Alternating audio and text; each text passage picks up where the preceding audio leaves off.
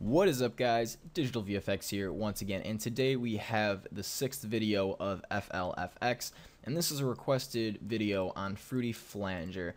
And so I have an instance of Flanger right here, and I'm just going to set it to default, and I'm going to kind of explain some of the parameters in here. So first off, a flanger is very similar to a chorus in that it's pretty much cloning the input signal, so whatever you want to affect.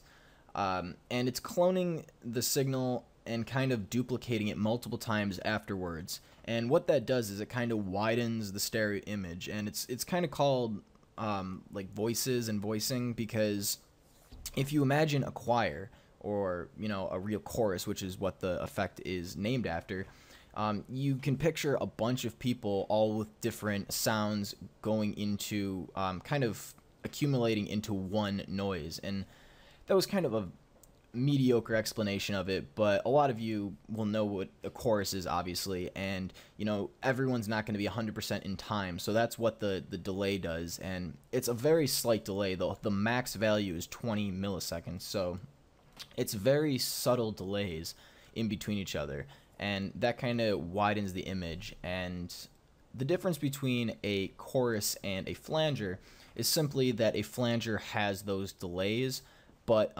the left and right channels are inverted, and that's what this knob right here, the invert wet, does. This gives it pretty much switching between a chorus and a flanger. And a chorus would be when the invert wet is in the off position, and it would act more like a flanger when it's in the on position. So because this is about Fruity Flanger, I'm just going to leave it on the on position for this tutorial. So I have this melody, and I'm just going to turn flanger off right now. And I want to add a flanger to that. So if I just turn on my flanger, you can tell it's already working. And so I'm going to go through some of the parameters and pretty much explain what each one does. Now, in the first row here, we have delay, depth, and rate. And these pretty much have to do with the amount of chorus effect. And the delay is pretty much the amount of time between each echo. And like I said, 0 to 20 is very small amount of time, so even if you pump that all the way up, 20 milliseconds will not seem like a long time, but normally you want to keep it on the 0 to 50% range in there. But don't listen to me if you feel like your mix needs a crazy amount of delay in your flanger. But moving on, we have depth, and this pretty much just gives a little more depth to the sound.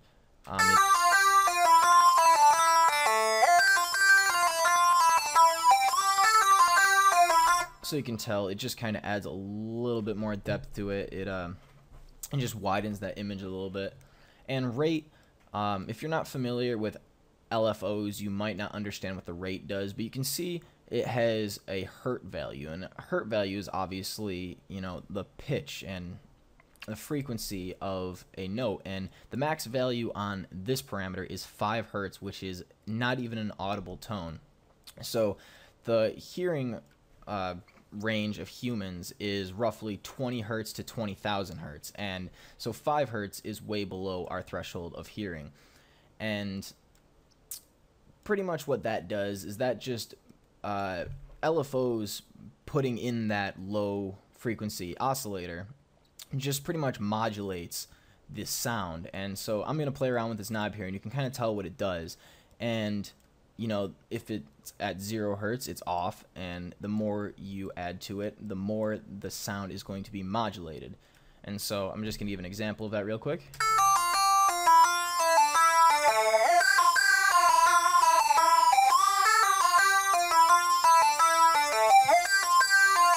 So right now the sound's pretty much going in like a wave, and this rate just pretty much makes the frequency much quicker. And so once again, so you can kind of just tell what the rate does. And moving down to the next row here, we have phase, and I didn't really know how to explain phase without getting a diagram, so I just looked up phase diagrams. And to explain phase, a lot of you know that this is a sine wave, and when you have something like this is called 180 degrees out of phase. And if you have one file that's playing, let's say you have it the blue note, and I mean in this example it's just sine waves, but you'll have, you know, actual audio files when you do it. If you were to have a sine wave here, and then you were to reverse the polarity and play it at the exact same time, it's considered 180 degrees out of phase, and that will cancel the sound out. It's just how physics of sound waves work. It's called destructive interference, and when two waves are 180 degrees out of phase, they will just cancel each other out. But what Fruity Flanger does is it will not cancel out if you set this phase to 180 degrees, because what this does is it separates the left and right channels. So pretty much 180 degrees out of phase will set the left channel to, where is that? It will set the left channel to here and the right channel to this wave. And this is the most basic form of a sine wave. So it's your audio waves obviously aren't going to look exactly like this, but actually they're not even going to look close to this. But anyway, so it's pretty much just going to swap the left and right channels and put them out of phase. And what that does is just creates a wider stereo image. And I wouldn't recommend putting it to 180, but you can see.